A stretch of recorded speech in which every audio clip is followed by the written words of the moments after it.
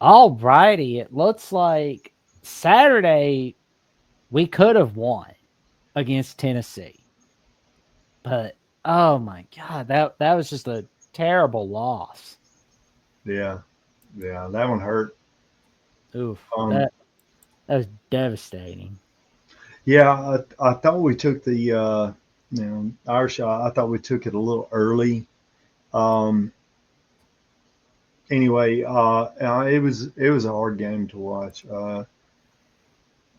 Oof. Anyway, it was just so much, just it's just whack a mole, that kind of stuff, and consistency in the officiating. I was frustrated with that. I've coached basketball and played basketball, all that kind of stuff, and so.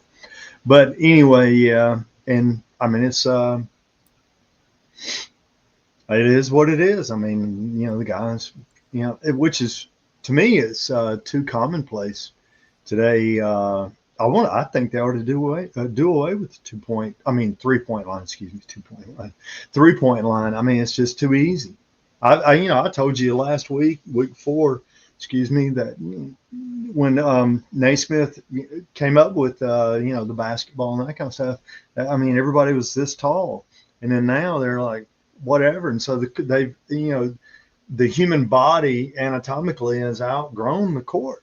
And so making a shot from that distance and being rewarded for it to me is just interesting. I mean, I think they need to expand the court because bodies have gotten so big, but at the same token, it is what it is. And I thought Alabama took it a little early, and Tennessee came back and Oh man, like that good for last them. Good for them. like that last play, it was like 5 second violation we had on ourselves where we waited too long to pass to our guy. That Yeah, was so bad. That was just so wrong. Like we oh my god, like that was so bad. And then Tennessee gets a chance, that 40-foot game winner.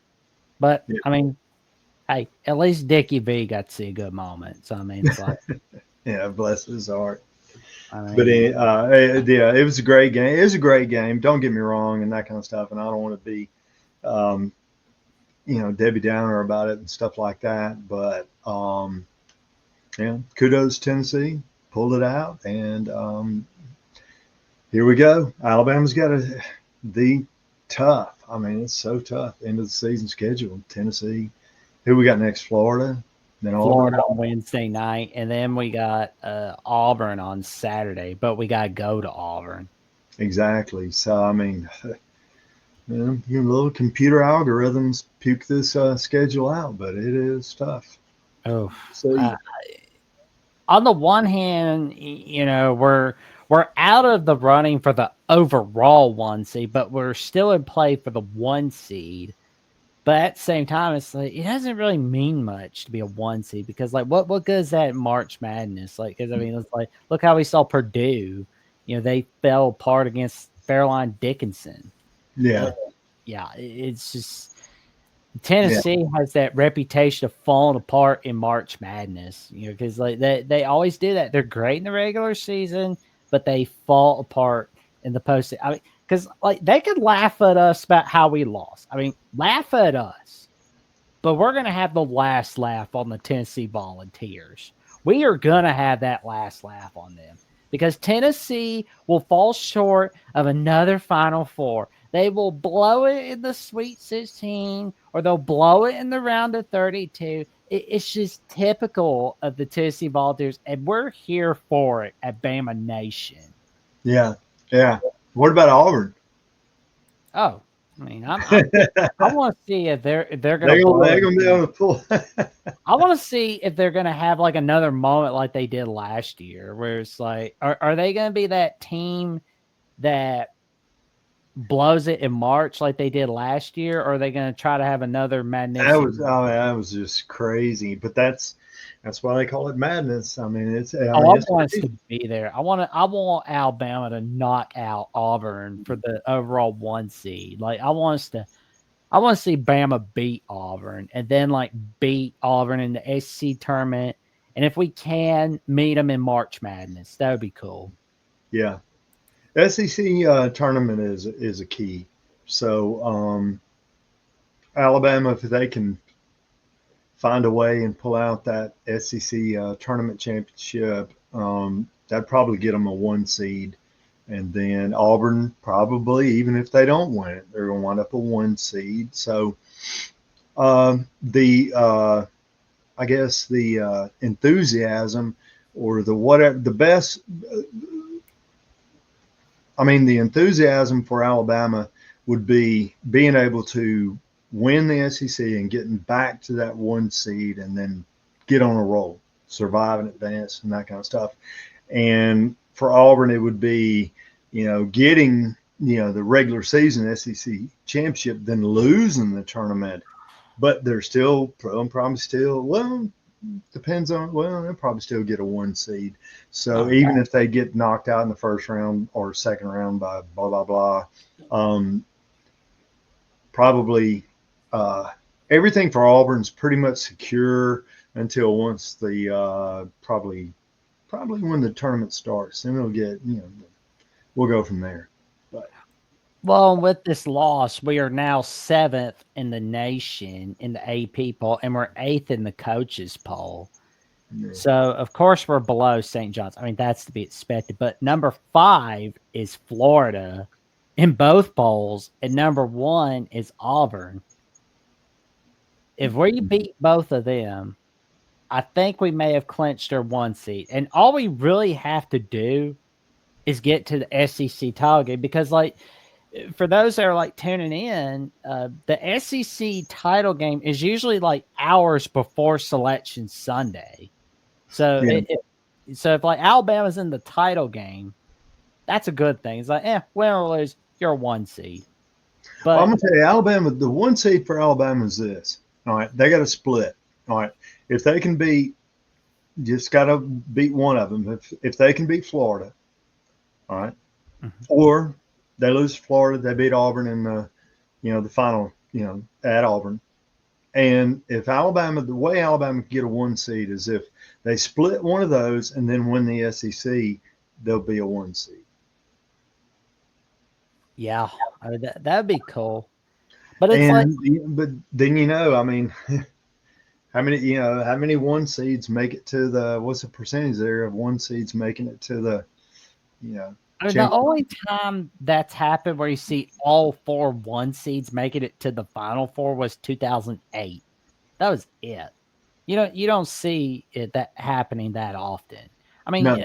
sometimes you'll see like 3 1 seeds, but in plenty of cases, there's 0 1 seeds in the Final Four. So you don't need to be a 1 seed, and being a 1 seed or a 2 seed, not always a blessing. No, Like, I mean, it's, everybody wants to knock them off. Yeah, I mean, we got knocked out in 2023 by San Diego State. 2021, we got knocked out by UCLA. Last year, we were a 4 seed. Worked out nicely. We were under the radar. So I kind of feel like it. I don't want us to lose. Don't get me wrong. I don't want that. But the question is it better to be a top 2 seed, or is it better to be like a 3, 4, 5 seed? That way you can slip under the radar. Because like we look at Connecticut, for example, they won it all 2011. And, people tend to forget they had a sloppy end to the regular season. They had a surprising start in the regular season, but then as season went on, they had a sloppy end of it. So they were like the 8th seed. So they had to play 5 games in 5 days of the Big East tournament.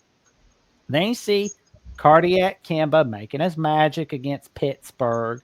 Then you see them making their magic against the Cuse. Then you see them beating Louisville in the Big East title game. And then, boom, you see them winning it all in all of college basketball. So it's like, I'm not saying Alabama. I wouldn't want that 1 seed. I mean, that's the bullseye. I mean, that's everybody wants to knock off the 1 seed. And so I'd rather not be that. But supposedly you've got the cushier path to the championship, to the Final Four, and that. So I don't know. It's cushier path or just everybody trying to knock you off. What's the greater incentive, the greater motivation? I think it always lines up with the underdog, or not always, but for the most part, lines up with the underdog, knocking people off and that kind of stuff. So I don't feel like being a 1 seed and having that, hopefully easier path to the championship. I've never really felt like that was just a blessing. Yeah. It's a blessing in one sense, but a nightmare in another. So Oh yeah. Ask it comes Virginia. down to the players. How mature can they handle, all of a sudden you're a 1 seed and all of a sudden these, 16th or whatever seed is, and then all of a sudden you just melt and you're like, and you panic in the moment. Yeah. You don't want to be panicking, no. No. Got to be mature. That comes down to maturity and your players and coaching and all of that. So that's the beauty of it. That's why we watch it. There we go. And of course, we got Houston above us. Now that's a team that doesn't do so well in March Madness. They have not done so hot usually. Yeah, and that that's the deal. I mean, that's the grind of the season and how much emotion. I mean, you look at baseball, over 100 games. How many times can you go out there and bring that adrenaline and that emotion and stuff like that? And basketball, the season's such a grind, and now you got football. Just 6, 7, 8 months. I mean, we're talking last week before last, about the Super Bowl being in mid-February. I mean, how long can you just keep, pulling up this adrenaline and this dopamine and getting excited and, before finally you're just burned out. So that's the challenge. Yeah. I think it'd be a lot better. And to be honest with you, they'd cut these seasons down. I know they want their tickets and money and all that kind of stuff. Cut the seasons down. It'd be just a lot more fun if it were shorter seasons and just get to the climax and let's blow and then move on. But that's just me. Well, anyhow,